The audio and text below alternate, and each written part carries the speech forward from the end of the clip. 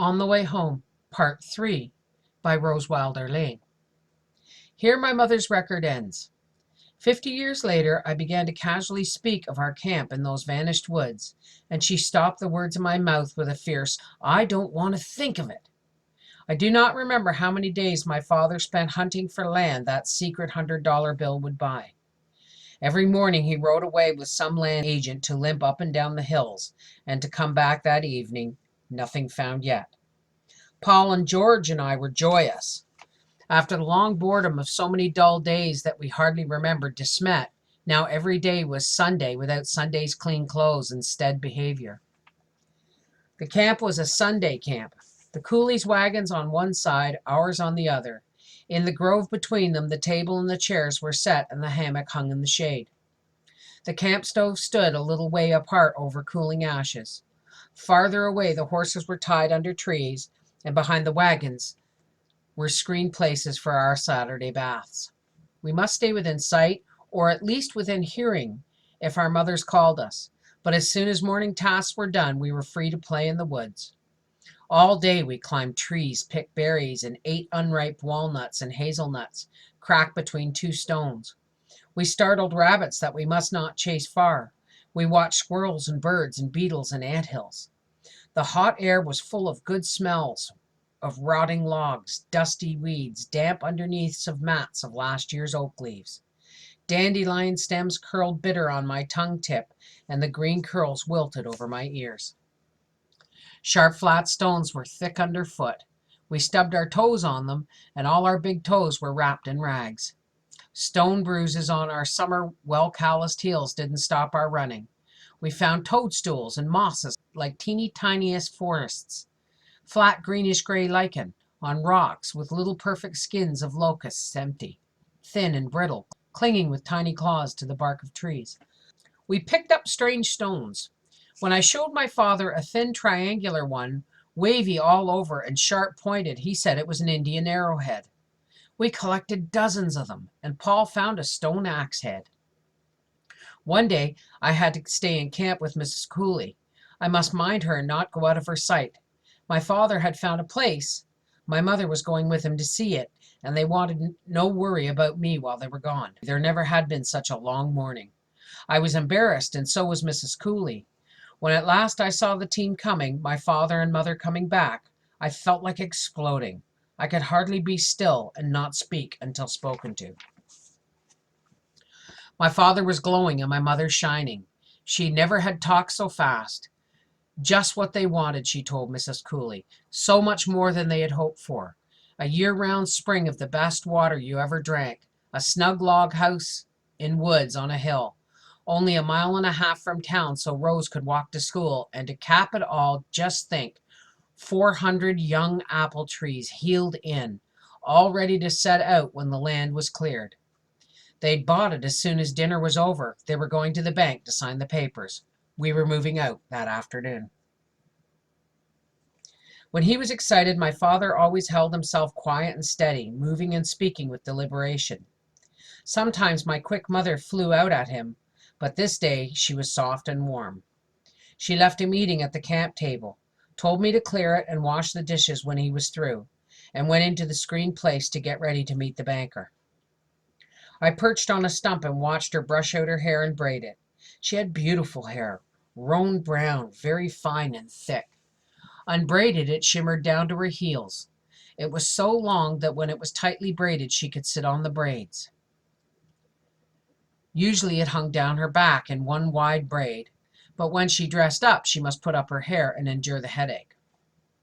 Now she wound the braid around and around into a big mass on the back of her head and fastened it with her tortoiseshell pins.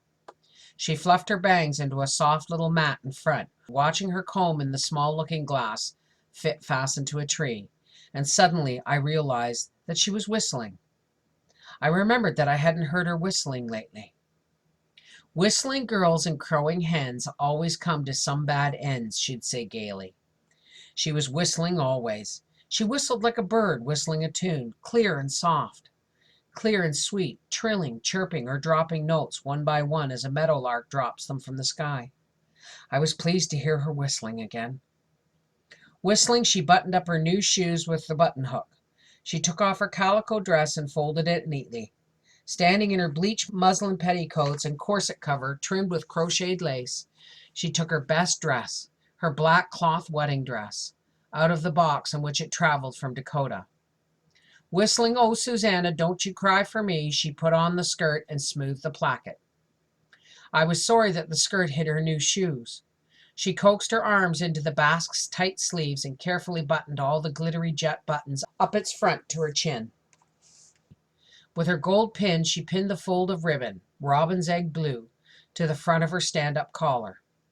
Then the very last thing, the climax, she pinned on her black sailor hat with the blue ribbon around the crown and the spray of wheat standing straight up at one side. The braids in back tilted the hat forward just a little in front. The narrow brim rested on the mat of bangs. She looked lovely. She was beautiful. You could see my father think so when she came out and he looked at her. She told him to hurry or they'd be late, but she spoke as if she were singing, not cross at all. He went into the screen place to change his shirt and comb his hair and mustache, and put on his new hat. To me, my mother said that I could clear the table now, to be sure to wash every dish while they were gone. As usual, she told me to be careful not to break one. I never had broken a dish. I remember all this so clearly because of what happened. I had taken away the dishes and wiped the table. My mother put down on it her clean handkerchief and her little red cloth pocketbook with the mother-of-pearl sides. She was wearing her kid gloves. Carefully, she brought the writing desk and set it on the table.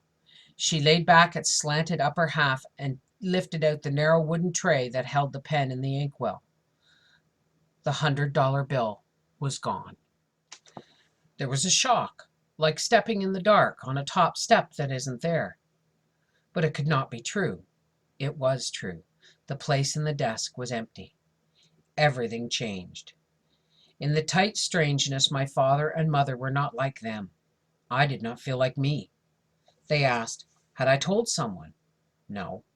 Had I never said anything to anyone ever about that money? No. Had I seen a stranger near the wagon when they were not there? No. Or in camp? No. My mother said it wasn't possible, not the coolies. My father agreed, no, not them. It must be there. My mother had seen it last in Kansas. They took every sheet of writing paper out of the desk and shook it. They took each letter out of its envelope, unfolded it, looked into the empty envelope. They turned the desk upside down and shook it. The felt-covered inside lids flapping. My mother said they were losing their senses. Suddenly she thought, hoped, asked, had I taken it myself to play with it? No, I felt scalded when she asked. Was I sure? I hadn't just opened the desk sometime for fun. My throat swelled shut, but I shook my head. No. Don't cry, she said automatically. I wouldn't cry. I never cried. I was angry, insulted, miserable. I was not a baby who'd play with money or open the desk for fun. I was going on 8 years old. I was little, alone, and scared. My father and mother sat there still. In the long stillness, I sank slowly into nothing but terror, pure terror without the cause or object, a nightmare terror. Finally, my mother said, well, she meant no use crying over spilt milk. What can't be cured must be endured. My father told her not to blame herself. It wasn't her fault. Carefully, she peeled off her thin kid gloves. She turned them right side out, finger by finger, and smoothed them. She said he'd better go explain to the banker. Somehow the worst was over when he tried to put it off, saying something might turn up. And she flared out that he knew as well as she did, nothing turns up that we don't turn up ourselves. Then she told me to run away and play, and I remembered the unwashed dishes. She had forgotten them.